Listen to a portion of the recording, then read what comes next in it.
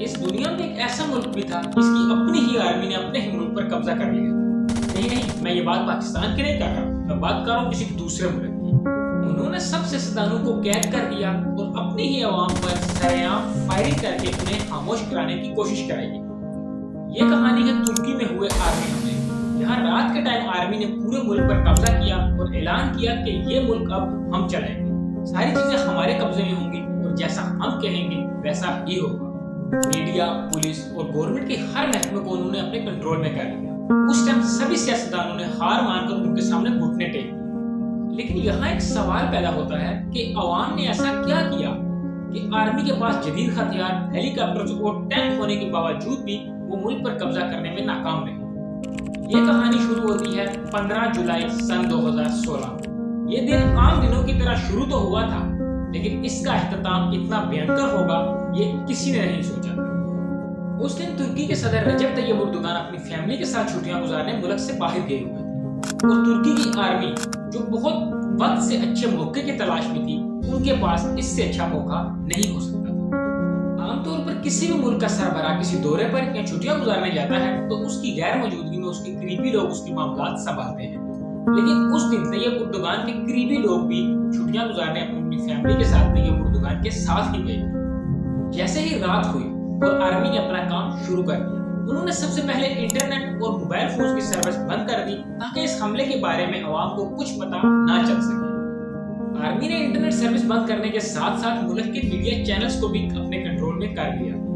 اب آرمی مکمل طور پر آزاد تھی ملک پر قبضہ کرنے کے لیے۔ اب کوئی بھی ان کی رستے کی رکاوٹ نہیں بن سکتا۔ انہوں نے سب سے پہلا حملہ کیا پی ایم ہاؤس پر، اور پی ایم ہاؤس میں جتنے بھی سرکاری ملازمین تھے ان سب کو اکٹھا کر کے ایک کمرے میں بند کر دیا اور پی ایم ہاؤس پر قبضہ کر دیا۔ اس کے بعد انہوں نے گورنمنٹ آفیسر اور سیاستدانوں کو ڈرا دھمکا کر اپنے ساتھ ملا لیا، اور اب جو کوئی بھی ان کے رستے کی رکاوٹ بنتا یا ان کے خلاف کھڑا ہوتا یا تو اس کو قید کر دیا جاتا یا مار دیا جاتا۔ رات 8 سے لے کے 11 بجے تک انہوں نے یہ سارے کام کیے، اور رات 12 بجے پورے ملک کی کمانڈ ان کے ہاتھ میں تھی۔ وہ ملک پر قبضہ کر چکے تھے۔ اب تک ترکی کی عام عوام کو پتہ ہی نہیں تھا اس حملے کے بارے میں، اور ان کے وہم و گمان میں بھی نہیں تھا کہ ان کی اپنی ہی آرمی ملک پر قبضہ کر چکی ہے۔ اس دوران یہ بات طیب اردوغان تک پہنچی۔ انہوں نے بہت ہوشیاری سے کام لیا اور وہاں بیٹھے بیٹھے پوری دنیا کے میڈیا چینل کے ساتھ رابطہ کیا اور انہیں انٹرویو دیا اور انہیں بتایا کہ میری آرمی نے میری غیر موجودگی میں میرے ہی ملک پر زبردستی قبضہ کر لیا۔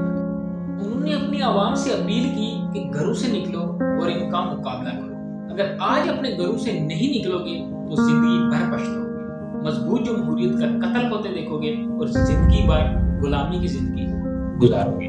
جمہوریت بچانے کے لیے اور تمہیں اپنی آزادی چھیننے کے لیے اپنی جان بھی دینی پڑے تو بھی پیچھے مت ہٹو۔ طیب اردوغان کا انٹرویو ختم ہونے کے 10 منٹ بعد ہی ترکی کی سڑکیں عوام سے بھر گئیں۔ لوگ اپنے گھروں سے ڈنڈا، چاقو یا کوئی بھی ہتھیار اٹھا کر اپنی آرمی سے لڑنے گھروں سے نکل پڑے۔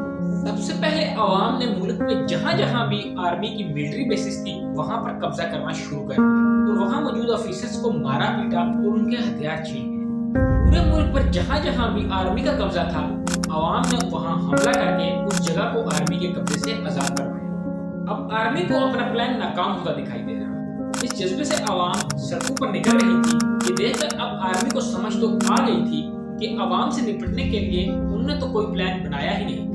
اب آرمی کے پاس آخری پلان بچا تھا کہ عوام کو ڈرا دھمکا کر چپ کرا دیا جائے اور انہیں پیچھے ہٹنے پر مجبور کیا جائے، اور انہوں نے ایسا ہی کیا اور اپنے سپاہیوں کو حکم دیا کہ کوئی بھی شہری تمہیں گھروں سے نکلتا نظر آئے تو اسے فائرنگ کر کے قتل کر دو۔ آرمی نے جہازوں اور ہیلی کاپٹروں کے ذریعے ان پر گولیاں برسائیں اور ان کو ٹینکوں سے کچلنا شروع کر دیا۔ لوگ حیران تھے کہ جس آرمی کو ہم نے اپنا محافظ سمجھا تھا، آج وہی آرمی ہمارے سامنے کھڑی ہم پر گولیاں برسا رہی۔ پوری رات آرمی نے اپنی عوام پر بم برسائے، ان پر گولیاں برسائی گئی اور فضائی حملے بھی کیے، لیکن عوام کا عجیب حوصلہ تھا کہ ٹوٹنے کا نام ہی نہیں لے رہا۔ آرمی کو لگا تھا کہ ایسا کرنے سے عوام ڈر جائے گی اور پیچھے ہٹ جائے گی اور یہ معاملہ ہمیشہ کے لیے یہیں ختم ہو جائے، لیکن ایسا نہ ہوا۔ ترکی کی عوام نے آخری سانس تک ان کا مقابلہ کیا۔ ٹینک روکنے کے لیے عوام نے اپنی مہنگی گاڑیاں ٹینکوں کے نیچے دینا شروع کر دی اور گولی لگنے کے باوجود بھی اپنی لڑائی جاری رکھی۔ ہزاروں کی تعداد میں لوگ مارے گئے اور ہزاروں کی تعداد میں لوگ زخمی بھی ہوئے، لیکن پھر بھی عوام نے ہار نہ مانی۔ पूरी रात लड़ने के बाद आखिरकार आर्मी ने सुबह 5 बजे अपने अवाम के सामने घुटने टेक दिए और अपनी हार तस्लीम कर दी। सुबह होते ही तैयब उर्दुगान भी वापस आ गए। उन्होंने अवाम को मुबारकबाद दी और उनका शुक्रिया अदा किया। बाकी इस हमले में जितने भी सिपाही मुलविस थे उनको तो माफ कर दिया गया, लेकिन इनके ऑफिसर्स को, जनरल्स को कड़ी से कड़ी सजाएं दी गई। और इस दिन के बाद तुर्की हर साल 15 जुलाई को अपनी आज़ादी का दिन मनाता है। तो जो लोग भी उस रात मारे गए थे उनकी कुर्बानियों को याद किया जाता है।